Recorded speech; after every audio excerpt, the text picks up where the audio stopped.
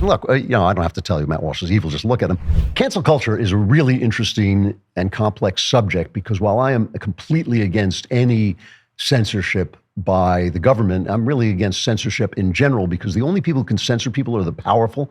And that means that the powerful get to speak and people who are not as powerful don't get to speak. So let everybody speak. But some behavior is unacceptable and should be greeted as if it were unacceptable. Some behavior should get you shunned by people, because it is disgusting, right? The students who stormed the library at Columbia, I think they should be expelled. They broke the law. They broke the rules. They represent something hateful and disgusting. Get rid of them. People who write books in favor of Stalin and Hitler, they shouldn't be prevented from writing those books. Those books shouldn't be censored, but they should be boycotted. They should be called out. And so there's this argument going on at the DailyWire, which only goes to prove, by the way, how false it is. People who say that, we don't disagree at the Daily Wire. I've been here the whole 10 years. I've been here every day. And it seems to me that Ben and I like Ben very much as a human being, but we do nothing but argue. We do nothing but disagree. It's always Ben that they pick on first because he's the top guy, but also because he's Jewish. And then a lot of the people who hate the Daily Wire hate Jews. And, Ben tries to hide the fact that he's Jewish by wearing that yarmulke so people will think he's a Catholic cardinal. But in fact, he is a Jew. I will expose it here today.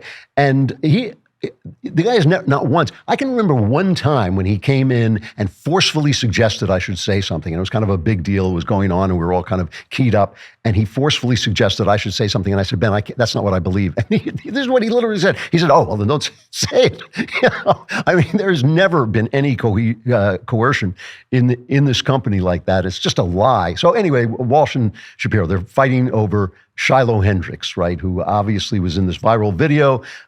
She was in Rochester, Minnesota with her child at a playground, and a Somali kid started robbing the kid or going through his backpack, and she called him the N-word, and she was caught on tape by a guy started filming her. She called him the N-word, and they started saying they were going to prosecute her for this. I don't know what they were going to prosecute her for, but she launched a crowdfunding campaign and called Help Me Protect My Family, and she raised $700,000. So the evil Matt Walsh, and look, I don't have to tell you Matt Walsh is evil, just look at him, but the evil Matt Walsh said that he hoped, he was glad she raised so much money and he hoped she raised more, and he put the whole thing in the context of the fact that our government has wickedly flooded this area with people from Somalia who don't want to assimilate and who have caused crime to skyrocket there and why should they be pumped in? This is the thing. Why is it good for America to have Somalians pumped in at a great rate before they can be assimilated and before anybody necessarily wants them in their neighborhood? So Walsh writes he wanted to enjoy a day at the park with her child at Rochester. She couldn't enjoy it because like so many other cities in Minnesota, Rochester has deliberately imported a lot of third world behavior, put aside whether she's a good person or a bad person or whether she used a bad word. Instead, put what happened in context, okay? So Walsh gets at the fact that questioning her behavior, using the N-word to, I think, a 5-year-old child, questioning her behavior is the wrong question. And that's a valid point. That is a valid point. It's the wrong question. The question is, why is this place flooded with Somalis? Why is it? Why did that happen? Why was that good for Rochester, Minnesota? And how did it happen? And who let it happen? And why? Those are the right questions. But Ben Shapiro has an equally valid point. This is the thing. We have arguments, but everybody's so brilliant here that they only make valid points. But Ben has an equally valid point that does not make this woman a guiding light that we want to give our money to.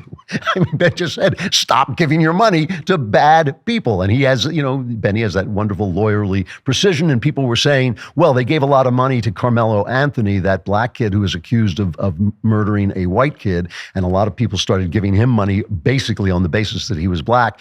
And Ben says, this doesn't justify giving money to a woman who throws a racial slur at a child. And of course Ben is right about this. Of course it doesn't. I'm not giving my money to this, and it doesn't, obviously murdering someone, Carmelo Anthony is accused of doing something far worse than using the N-word.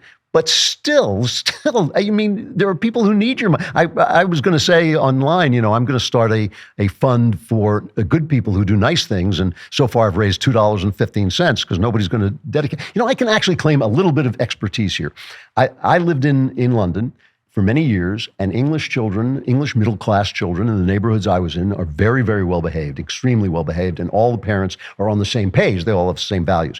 But Children from Muslim countries, especially boys, not so much. And they would steal my little boy, Spencer Klavan, no relation. He would be playing and they would steal his toys. And, they wouldn't take them out of his hand, but they would come and take them and just walk off with them and put them in their bags and all this. And I would go to the mothers and say, excuse me, your child took, it's not a federal crime. Your child took my son's truck or whatever he was playing with. And they wouldn't do anything about it. And I had to go and take the trucks out of the backpack or out of the hands of the child. Now, I never called one of those children and never would call one of those children any kind of evil word. I never yelled at the mothers. I was always polite to the mothers, but I got my kid's toy back. Obviously, you have to do that. And I don't consider it polite or kind, by the way, to hide the fact or lie about the fact that it was always Muslim kids who did this. And I observed it happening in other playgrounds. It wasn't like one time or two times. I observed it happening over and over again. I talked to other people about it. They confirmed that I was seeing it. It was a cultural difference, and I don't think it's wrong. I think it's right to say the British are in the right. The British values were in the right, and the Islamic values, if that's what they were in the wrong. So I'm with Walsh on the big issue of the absolute irresponsibility of the left in flooding Midwestern towns and cities with people who don't believe in the West. That's not racism. That's common sense, and it is also defense of our values. But I'm with Ben on the fact that I'm not siding with the bigots. I'm not siding with the haters because they can't lead us to the America we want. See, that's not going to happen. Diversity is not our strength. Our great ideas is our strength. Diversity is not our strength, but hatred is our weakness. Our great ideas unite us. Everybody should be free. Everybody should believe in the rule of law and in due process and all of the things that we believe in and in free speech and in free exercise of religion. That's what brings people together. And then you get diversity, and it's a side benefit if everybody is assimilated into our system. If everybody's assimilated in our system, then you get Chinese food, you get Italian food. It's great. You get some new fashions, you get some new ways of looking at things. All that is great as long as they're assimilated to the West, right? And the problem, Matt is right, the problem with cancel culture is that a small group of elites have set the terms of cancellation to serve themselves and their power. And Ben is also right that we will be destroyed just like they have been if we do the same, if we respond by doing the same. The left has used our decency to destroy our decency, and we have to seize our decency back. We don't have to make their hatred our hatred. We don't have to hate them back. We have to show them what decency really looks like. And just like they miscast Trump as an authoritarian so they can be authoritarians, the answer is not for us to become authoritarian. The answer is for us to defend our freedoms. Like I said, there's going to be an elite and there's going to be a cancel culture. There are going to be unacceptable behaviors that should be condemned, but they shouldn't be imposed by a small minority of privileged people who just want to keep their privilege and their certainties about their values. So to achieve this, right, we need to take care of cultural formation. We need to reform a culture that is a good culture. The British, before they opened their borders, had a wonderful culture in terms of good manners, in terms of decency, in terms of simple honesty. They had a wonderful culture for that. Obviously, all cultures have problems, but they were great about that. And so we have to form that culture. And I think in order to reform that culture, we have to face the fact that our culture, every culture, the West's culture, is collapsing into the hollow space where religion used to be.